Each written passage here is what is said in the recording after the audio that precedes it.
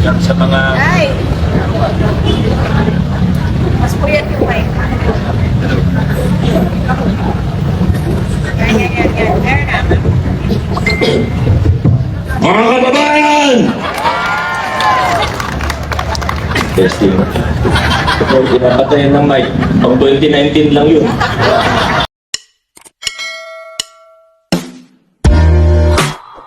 Umaga po sa ating lahat. Kamusta po mga kawali ng ating lokal na pamahalaan? Maraming salamat. Lalo na sa ating ugnayan sa Pasig. Maganda po ng mga Pilipiniana attire ninyo. At ang dami nyo rin pong pauso, pati sa introduction sa akin. Ano? Kakaiba talaga ang ugnayan. Binabati rin natin yung mga kasama sa upper box. Sabihin po sila. Maraming salamat po.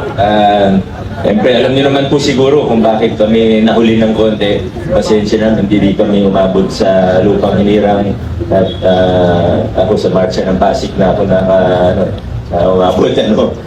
Galing po kami sa proclamation sa Rizal High School. Kaya pare-pareho po kami. Mahigit 24 hours na po kaming gising. Kaya pagpasensyahan niyo na po ang aming mga itsura, hindi na kami nakapagbihis. Wala na lang pong amuyan mamaya. Hindi pa kami naliligo. Pero maraming salamat po sa lahat. Sa puntong ito, nais ko magpasalamat sa lahat ng tumulong upang maging maayos at mapayapa ang halalan ngayong taong 2025. Siyempre, alam po natin na pag-eleksyon, isa sa talagang abalang-abala ang ating Office of the Treasurer. Maraming salamat po sa inyo. All of you did a very good job. Maraming salamat sa mga OT na ginawa ninyo. Salamat sa lahat ng extra effort para maging maayos po tayo. Siyempre, hindi lang Office of the Treasurer, kundi pati ang ating OGS. Meron po tayong mga OGS. Ang building maintenance po natin, hanggang madaling araw po yan nag-iigot. Maraming salamat po. Sa ating TPMO at Peace and Order Department. Magkakambal po ang dalawang ito. Siguro hindi po natin sila kasama ngayon kasi naka-duty pa rin po sila. Nag-iikot pa rin po sila sa mga schools natin, sa mga presinto at sa lahat po. Ang ating DRMO, malaking tulong din po ang ating DRMO, ang ating City Health Department, siyempre ang ating HR Department, malaking bagay din po para lahat ng mga nagtrabaho ay mabigyan ng tamang OT. Pero kung wala po sila, wala tayong OT. At siyempre yung MIS, yung MIS kasama ba dito ngayon? Nasaan sila? Ayun, harap ko pala si Sir JC. Ating MIS, ang ating Clean and Green. Siyempre, sila rin yung isa sa pagod na pagod. Yung mga Clean and Green po natin. Of course, baka may nakalitaan pa po ako, pasensya na. Alam ko yung ibang mga departamento, may mga membro din kayo sa ating IMT, yung Incident Management Team. Ilang libo din po sa PIC. Buti ako nagkakamali, parang mabot tayong 3,000 na nag-check-in sa IMT natin. Meron bang may alam nung tamang number? Kasi ano ba? 2,700 o halos 3,000. So talagang group effort, team effort po ito.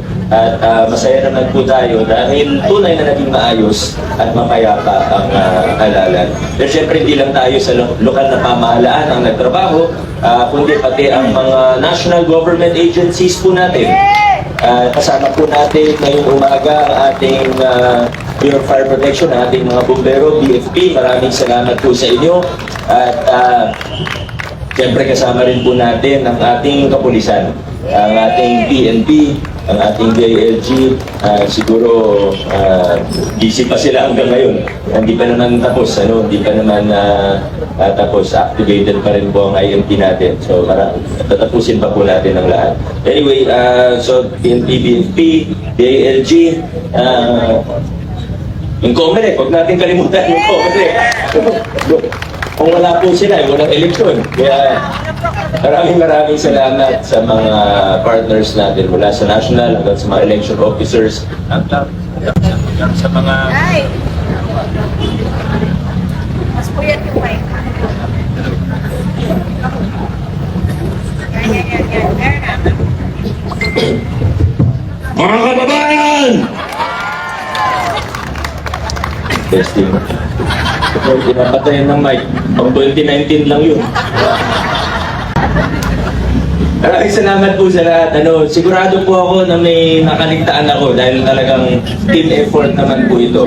Marami po tayong, siyempre nandyan po yung ating mga staff ng Department of Education. Sila po yung, siguro sila yung pinakapagod sa lahat. Mga teachers natin, mga principals natin, pati mga non-teaching staff na tumulong. Sa lahat po ng mga nasa board, maraming salamat. Kung may nakalimutan man akong banggitin, pasensya na po. Ang dami po talagang nagtrabaho para maging maayos ang lahat. Siguro yung Office of the City Mayor, huwag natin kalimutan. City Administrator's Office, huwag din natin kalimutan. Yun po, mga barangay officials, pati yung mga media partners, of course, they play a very big role in ensuring fair, honest, and peaceful elections. So muli po, maraming salamat. Ang termino na ito ay matatapos ng tanghali ng June 30. So may ilang araw pa tayo, hindi lagpas sa isang buwan pa po tayo. So magtrabaho po tayo. Let's make sure that we end this term strong. Gawin natin ang lahat ng kailangan natin gawin. Business as usual po tayo. Pero kung kaya lang naman po, lalo pa nating sanang galingan. Sa lahat ng mga ginagawa po natin sa bawat opisina, sa lahat ng programa, sa lahat ng proyekto. Kailangan na hindi lang taon-taon, kundi araw-araw ay pa-improve, paganda ang serbisyo ng inyong lokal na pamahalaan. Congressman Roman Romulo, Vice Mayor Dodot, City Councilors, hindi naman ako nagbabanggit ng politika pag flag raising, pero congratulations, panalo po kayo lahat. Maraming sir. Congratulations din sa akin at salamat po. Thank you. Thank you po. Maraming salamat. God bless po. Inauguration June 30 pa naman. So doon na po yung mas mahabang mensahe namin lahat. Pero muli po, maraming salamat. God bless. Adjourn na po tayo.